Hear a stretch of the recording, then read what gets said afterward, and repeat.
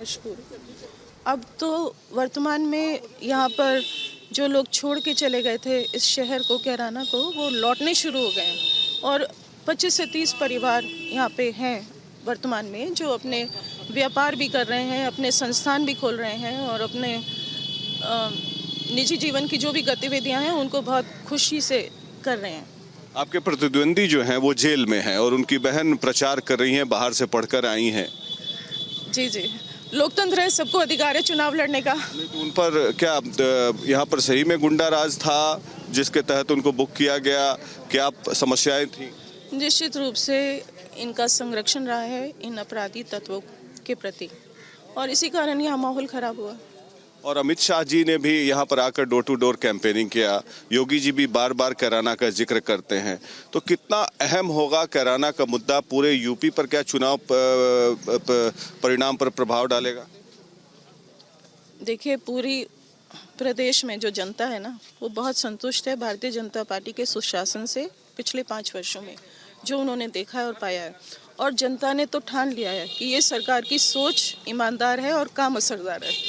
पिछले बार भी आप चुनाव लड़ी थी और काफ़ी अंतर से हार गई थी, तो इस बार क्या लगता है? माइनॉरिटी कंसंट्रेशन ज़्यादा है, नॉन माइनॉरिटी जो वोटर्स हैं आपके पक्ष में गोलबंद हो रहे हैं, क्योंकि देखा जाता है पोलराइजेशन होता है, तो क्या आपको लगता है जो शुरुआती रुझान मिल रहे हैं उसमें किस तरह की वोटिंग पैटर्न आपको दिख रही है?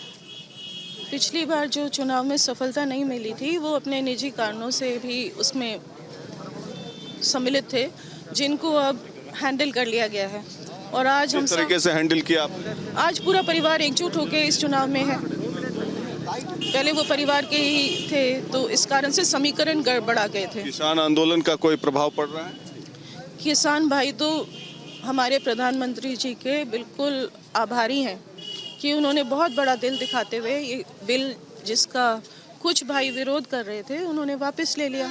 आज किसान भाई तो बहुत आभारी भी हैं और संतुष्ट हैं कि ऐसी सरकार जिसने अपने कदम पीछे खींचे सिर्फ इसलिए कि हमारे भाई खुश हो जाएं। आप कहीं गई थी सुबह में शायद, जहां कुछ गड़बड़ी की शिकायत आई थी, कौन सा जगह था, क्या गड़बड़ी आई? वो तित्तरवाड़ा था, गांव में थोड़ा सा मतलब अभी थोड़ा सा विरोध था दोनों पक्ष। तो आप कितनी आशान्वित हैं चुनाव परिणाम को लेकर 10 मार्च को? 101%। निश्चित रूप से भारतीय जनता पार्टी के पक्ष में इस बार 10 मार्च में परिणाम आने वाला है। There we have Mriganka Singh, the BJP candidate from Kairana. She has come here to cast her vote.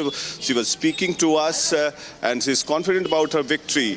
And she says that despite minority concentration, there would be concentration of other sections of the society in favor of the BJP, keeping in mind the law and order situation that has improved in Uttar Pradesh.